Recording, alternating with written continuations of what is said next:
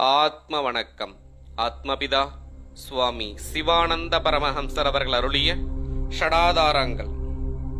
மூலாதாரம், சுவாதிஷ்டானம், மணிபூரகம், அநாகதம், விசுத்தி, ஆக்ஞா என்பவைகளாகும் ஷடாதாரங்கள். இந்த 6 ஆதாரங்களும் மலத்வாரம் தொடங்கி அடுக்கடுக்காய் உள்ளதாக காணுவதோ அறிவதோ இல்லை எனில் பிராணன் நமக்கு உள்ளிலாகும் இருக்கிறது. உள்ளில் இருக்கிற பிராணனை மலத்வாரம் வழியாய் கடத்தி கொண்டு போகின்றது எவ்விதத்திலாகும்?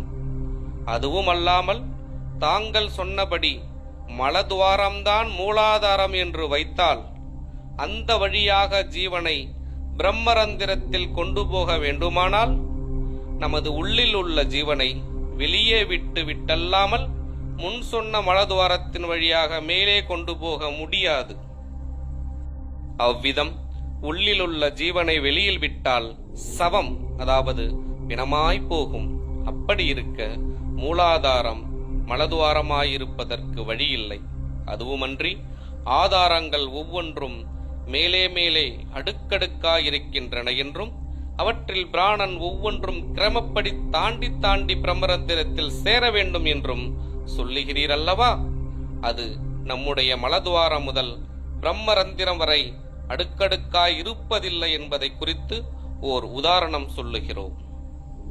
அதாவது தனியாக யாதேனும் ஒரு வழியாக போகும்போது திடீரென்று நமக்கு தெரியாமல் ஒரு வெடி சப்தமோ வேறோ கேட்டு நாம் திடீரென்று பயப்படும் போது நமது ஜீவன் திடீரென்று மேலே ஏறி போகிறது.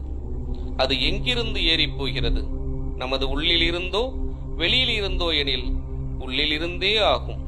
அப்பொழுது அவருக்கு யாதொன்றும் தெரியாமலும் யாதொரு உணர்வும் தெளிவும் இல்லாமலும் விழுந்து கிடப்பார்.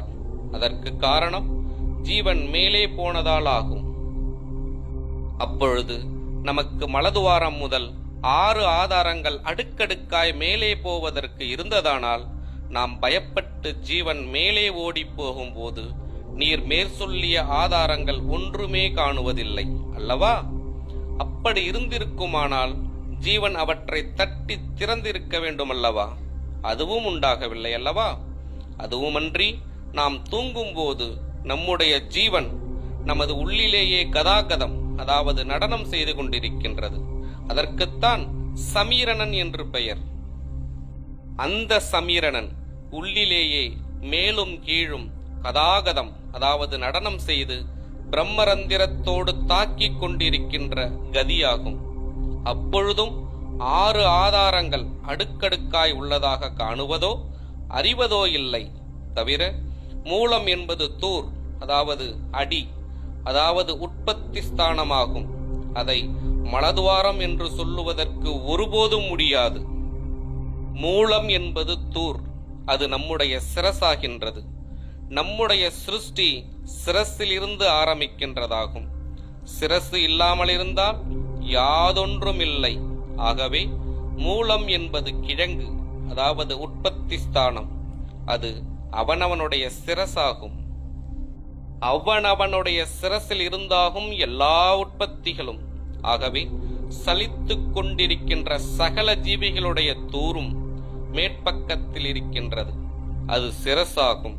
அதனால் மூலாதாரம் முதலான எல்லா ஆதாரங்களும் அடங்கி இருக்கிறது சிரசிலாகும். நீங்கள் சொன்ன விதமல்ல. மூலாதாரம் என்பது மூலம் கூட்டல் ஆதாரம். மூலம் என்பது உற்பத்தி, ஆதாரம் என்பது ஸ்தானம். அதனால் மூலாதாரம் என்பது உற்பத்தி ஸ்தானம். அந்த உற்பத்தி ஸ்தானம் நான் என்கின்ற அகங்காரமாயிருக்கின்ற நிலைமைக்காகும். அந்த நிலைமைக்கு ஆதாரம் மனமாகும். அந்த மனதிற்கு ஆதாரம் ஜீவனாகும். ஆத்ம வணக்கம்.